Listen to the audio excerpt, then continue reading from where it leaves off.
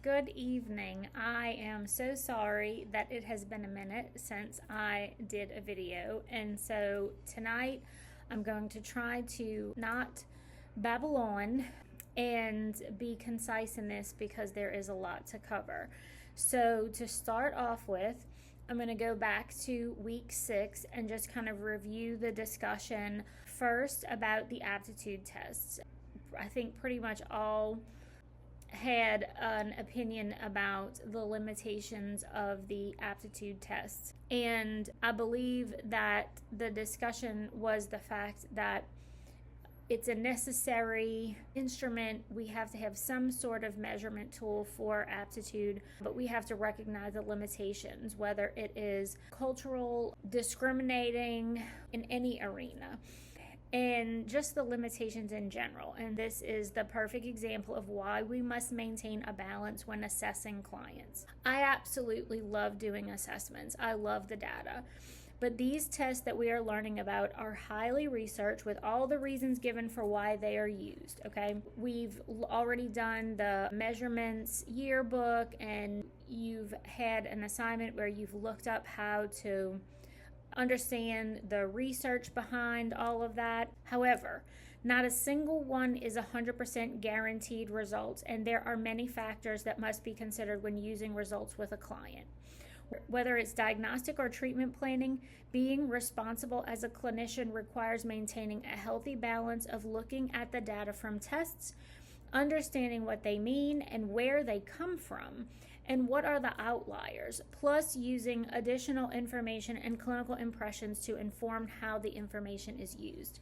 As we're reading in this new book, I love the fact that this week, when you're reading about the MMPI 2 versus the MMPI 3, and it's talking about how that information from the MMPI 2 can be used with couples, that is an excellent example as you're reading that of understanding what the information means outside of just necessarily what the measure is intended for. Just like we talked before about the fact that there is information in an IQ test that can indicate the possibility of working memory issues, can indicate the possibility of ADHD. It is not a diagnostic tool for diagnosing ADHD, but there is information in there that suggests that diagnosis might be possible, which is pointing a clinician in the direction for further research. So all of this is important to understand about assessments. It can be a very dangerous road. It is a very dangerous road for a clinician to solely make decisions just based on measures, or to solely just make decisions based on clinical impressions. I'm all about the balance of the two. The other discussion was about the career test. And you all talked about the limitations of the career test, that there were some interesting things that, were pointed out, but you questioned some of the results. There's no way for me to know how you guys answered those questions, which also is another reason why I do testing the way that I do. Whether I'm recommending that a client use the ONET information on their own, or whether or not we're using it for information in session, or if I use a formal career assessment. One of the things that I explain to clients, and I try to make sure that I emphasize this, is that when you're answering those questions, they're called interest inventories, but the directions explain that even if it is not something that you want to do as a career, but you have some interest in it, even if you are not trained in that particular thing, if you have any kind of interest in it at all, then you mark that. So it's not just about whether or not you are interested in doing that particular thing as a career. So I think 2 of you said a lot of your answers to the prompts were dislike. Oftentimes that can be the result of thinking more in terms of answering the prompt based on whether or not you would be interested in that particular line item as a career. So I'm trying to think of a good example. I mean, like, I like art. I like creative things. I love musicals. I love singing. I love dancing. I wish I could draw. I cannot. I wish I could paint. I cannot. But I love art. And so even though I don't have any interest in doing anything artistic, like that for a career, I still, when I've done those career assessments, marked those things as an interest because I am interested in those things, even though I'm not interested in doing them career-wise. Same is true for, like, I don't remember which career assessment it was, but there was one that was talking about like research kind of stuff. And it's like I'm somewhat interested in that. Obviously, I do testing, and so I do enjoy data and statistics and that type of thing. Research is a little bit more than I think I ever want to get into, but it is intriguing to me. I do want to understand it. I enjoy understanding it and how it applies to when I'm doing testing. And so I think, like I'm somewhat interested in that, even though that's not something that I really want to do career-wise. So I would be curious to know if that was something that you guys realized were part of the instructions. It may not be part of the instructions on the O-Net. I know that it is part of the instructions on the interest inventory that I do. That is a formal assessment. And so I would be interested to know, is that how you guys answered it? And it still, produced the results, and there was still all of this stuff that you did not find to be interesting or marked as dislike? Or if we had been able to have this conversation prior to you taking those assessments, do you think you would have answered some of those things differently? And so just let me know. I would be curious. That was week 6. And then week 7 was the personality. And I was so excited that you all did your discussion board post on the Enneagram. I highlighted some of the things that were discussed. Amanda said, people do not easily fit into certain categories, and we risk that someone may not be entirely truthful in the results to make themselves look better to the counselor. And limitation in the counseling setting. Caleb mentioned that, and Amanda agreed, right? Yes. Bradley pointed out, I do not think it should be used as a tool to diagnose because it lacks strong scientific support. And maybe that is one of the downfalls of this instrument and aligns with the idea of us as humans not being entirely truthful in the results. Okay.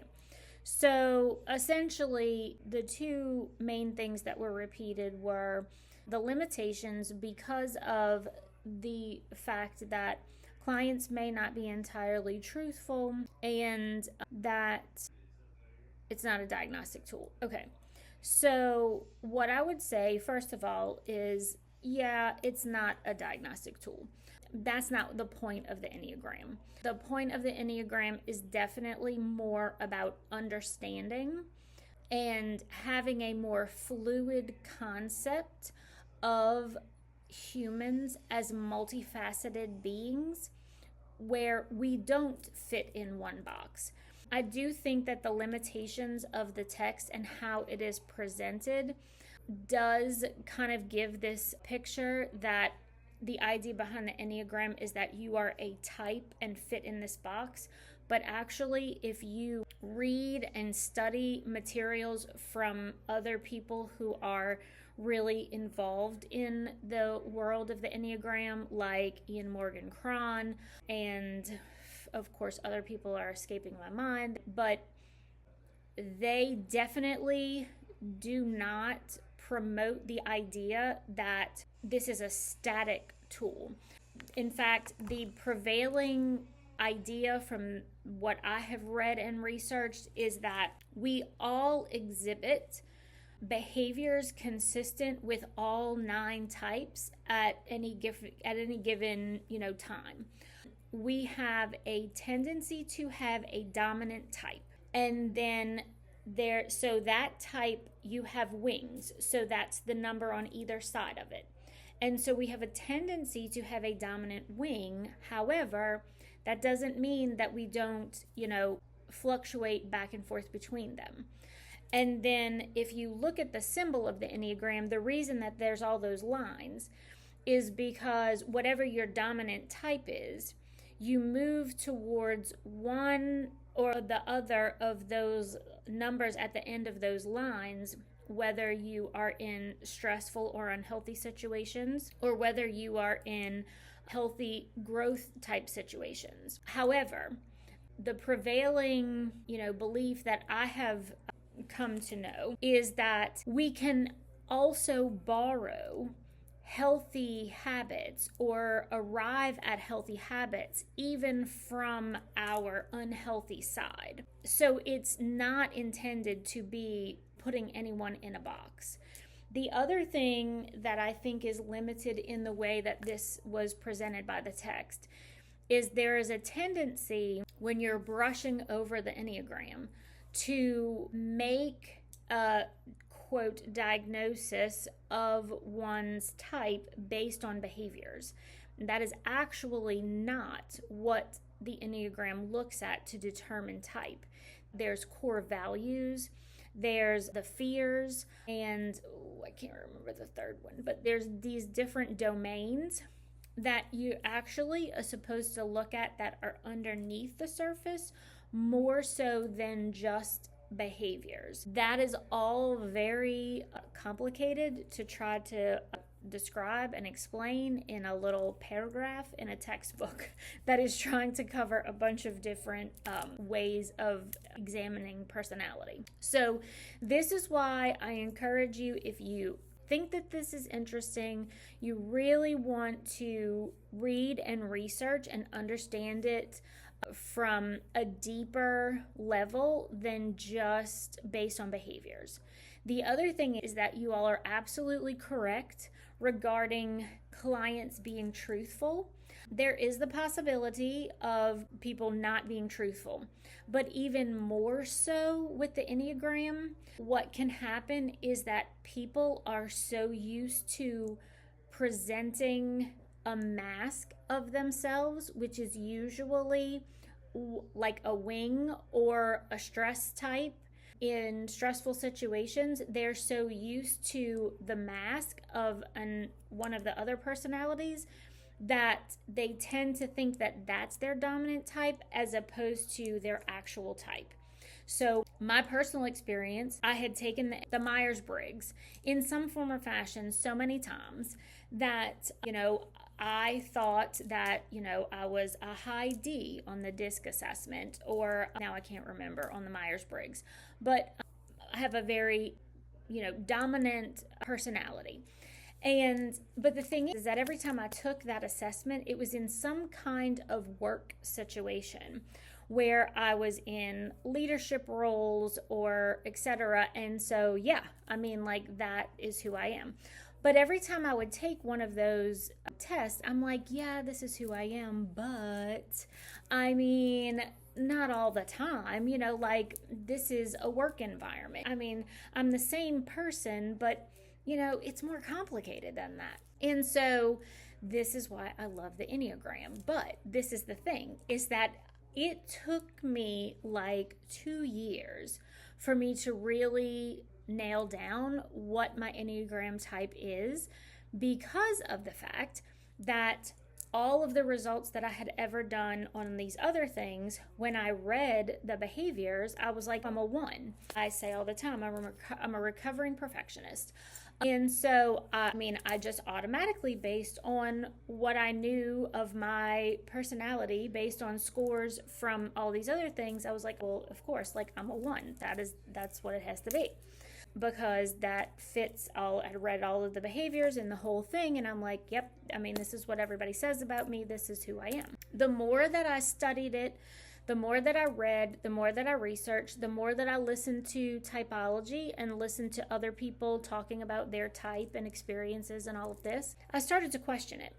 And then I have 2 friends who are most definitely type 1s. And I'm listening to them talk, and I was like, okay, I don't know that I'm the same type as them, because listening to them talk about like all of the things that they like, the checklist that, and I mean, I'm a checklist person, but I can't even remember what we were discussing, but I was listening to their conversation, and I was like, I don't care about this stuff like they do. And the other thing is that when I thought about myself as a child, because I do remember my childhood pretty vividly, a lot about it, that was not who I was as a child either. So I was listening to the Typology podcast, and he was interviewing this woman. I don't remember who it was. And he said something about being motivated by freedom. And she said, oh my gosh, yes, freedom is my love language. And I was like, yes, me too. And so that was what made me realize I'm not a 1, I'm a 7. And what I also realized is that the 7 moves towards the 1 in stress and unhealth. And so, because of various situations in, my childhood, and I do have a dominant personality, and so there were situations where I had to be an adult even though I wasn't the adult in the room. And so that kind of moved me towards presenting more as a 1 in public. And that kind of became my public face. I also have ADHD. And so with my ADHD, one of the ways that I try to control my symptoms and try to hide the fact that I'm struggling with things is through perfectionism, some OCD tendencies. And so that, all that's stressful. Trust me when I tell you that having ADHD and not being able to do the thing that I need to do or want to do because of all of that is very stressful. So, moving toward that perfectionism so that I was presenting as if I was not having those issues was a big deal. But ultimately, the more that I dug deep into the motivation and the fears of, and, all of that underlying stuff of the different types and how, each one moves, what I realized is that I am a 7 wing 8. Well, that 8 is where that dominant personality comes in. So that was a 2-year journey of reading and researching, understanding what the Enneagram is in its totality, not a little, pop psychology. And because of all of the movement to the different types, that's where I feel like it also fits very well with parts work, which I do with internal family systems. So, yes, not a diagnostic tool. Yes, clients can be untruthful, intentionally, yes, but also unintentionally, because when we get so used to presenting our, mask, the personality type that makes the most sense to us in the world based on, childhood experiences or whatever. I mean, even up into adulthood. When we get so used to presenting that mask, we can have a hard time with really recognizing and peeling back the layers to be like, wait, is that really who I am? And I believe Ian Morgan Cron refers to the true self as the shadow self, or maybe it's the other author that I can't remember his name. But I think that that's an interesting way to think about it. Your core self, your true self, is the person in the shadows that all of these other personalities step forward to protect. And Ian Morgan Cron has an assessment on his website. I've never taken it. Like you all have experienced, I've taken several different free ones, and all of them came out differently, and they were all wrong. But, garbage in, garbage out. So when I'm answering, these different questionnaires based on behaviors that I think that I present, instead of what the Enneagram is actually about, then that makes a difference. So anyway, I said I wasn't going to rattle on, and here I am rattling on. And ultimately, I think that if this is a tool that you think you would enjoy using in counseling, you just have to understand it better. And I also appreciate the fact that a lot of these authors that I've read and people that I've listened to have said, I know Ian says it repeatedly, that really the only person who can determine what their actual type is the individual. And so therefore that individual has to want to know that and like do this work, like of peeling back the layers and looking at their experience from all these different levels and directions. If somebody's not really that interested in, in that deep of a dive, then it's probably not effective. After working with a client some, when you're familiar with the Enneagram, then you may be able to kind of pick up on and I do that some, but I don't put it in my notes. I mean, I don't reference it at all unless the client is reading about it and studying and kind of, we're working through their discovery of this on their own. I do not act as if I'm the expert in who they are and who their personality is. I kind of, let them talk through that and kind of see what their interest level is with that. So anyway, I do think that the Enneagram makes a whole lot more sense when you understand all of it. Okay, I don't know what happened there at the end, and I'm babbling, and I said I wasn't. I should have known better. The point is that of all of the personality tests, I'm not saying that the rest of them are not valid, and I'm not saying that the rest of them are not helpful. But for me, in practice, I like knowing and understanding the Enneagram. For my own personal journey, I like understanding and knowing about the Enneagram. To me, in the way my brain works, it makes a whole lot more sense, the fluidity of it, compared to the other personality tests like the Myers-Briggs, that just feels very, boxy. So again, I encourage you to look into that a little deeper than what the text has suggested. Again, I have not done Ian's. I really need to go do it and see what it comes out now that I understand the Enneagram the way that I do, and see what the results are. But the free ones that are out there, I think I took 3 or 4 different ones, and they all said something different, and like I said, they were all very wrong. So at the time of this recording, you all have already turned in your assignments for week 8, which I will grade this week, and we are starting week 9, and I already did an announcement for that. Let me know if you have any questions, and I hope you guys have a fantastic week.